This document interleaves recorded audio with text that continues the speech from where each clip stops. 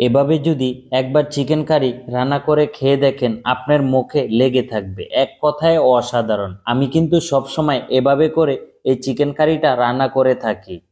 বন্ধুরা, ভিডিওটা না টেনে শেষ পর্যন্ত দেখার চেষ্টা করবেন, তাহলে আপনিও ফুল রেসিপিটা শিখতে পারবেন। ফার্স্টে একটা কড়াইয়ের ভিতরে এখানে সয়াবিন তেল দিয়ে দিলাম, তারপরে এখানে এলাচ দিয়ে দিলাম, দারচিনি দিয়ে দিলাম, তেজপাতা দিয়ে দিলাম। এখন দিয়ে দিলাম পেঁয়াজ। এখানে আমার 4 থেকে 5টা পেঁয়াজ আছে। পেঁয়াজগুলো আগে ভালো করে কেটে তারপরে এখানে দিয়ে দিলাম। আর পেঁয়াজটা এখন আমি একটু ব্রাউন কালার করে নিব। এখন আমি দিয়ে দিব আদা রসুন পেস্ট। 2 টেবিল চামচের মতো এখানে আদা রসুন পেস্ট দিয়ে দিলাম। দেওয়ার পরে হালকা একটু ফ্রাই করে নিব আদা রসুনটা দেওয়ার পরে। এখন আমি মরিচের গুঁড়াটা দিয়ে দিলাম, প্রায় 1.5 টেবিল চামচের মতো এখানে মরিচের গুঁড়া দিলাম।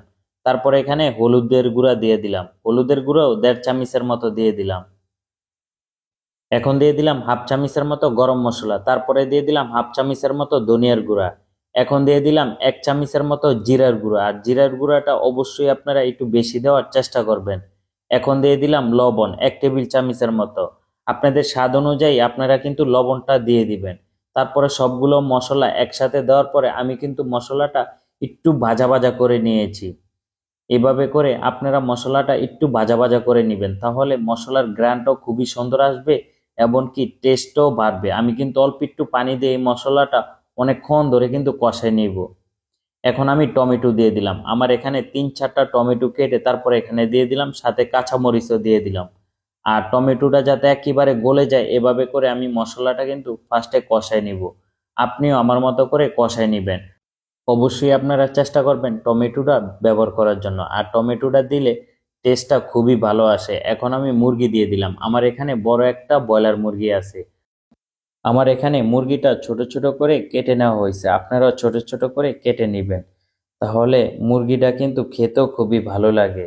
আপনারা যদি বড় বড় মাংস করেন ভিতরে কিন্তু মশলাটা ঠিক মতো ঢোকে না, আর ব্রয়লার মুরগিটা ছোট ছোট করে কেটে নিলে কিন্তু খুবই ভালো লাগে। আর এভাবে করে আমরাও কেটে নিই। মুরগিটা কিন্তু কিছুক্ষণের জন্য কষায় নিয়েছি, তারপরে এখানে আলু দিয়ে দিব। আপনারা চাইলে এখানে আলুটাও দিতে পারেন, নাও দিতে পারেন, কোনো সমস্যা নেই। যদি আলুটা না দেন তাহলে মশলার পরিমাণটা একটু কম দেওয়ার চেষ্টা করবেন। আর যদি আলুটা দেন আমার মতো করে সেম মশলা আপনিও দিতে পারেন। আমি কিন্তু আলু আর মুরগিটা অনেকক্ষণ ধরে কিন্তু কষায় নিয়েছি। এখন আমি পানি দিয়ে দিলাম, পানি দেওয়ার পরে কিছুক্ষণের জন্য রান্না করে নিব, যাতে ঝোলটা একেবারে মাখা মাখা হয়। এভাবে করে আমি রান্না করে নিব। আপনিও আপনার বাসায় আমার মতো করে রান্না করে নিতে পারেন। এখন আমি একটু ধনিয়া পাতা দিয়ে দিলাম, আর ধনিয়া পাতাটা দিলে সুন্দর একটা গ্রান চলে আসে। এখন আমি একটু জিরার গুঁড়া দিয়ে দিলাম।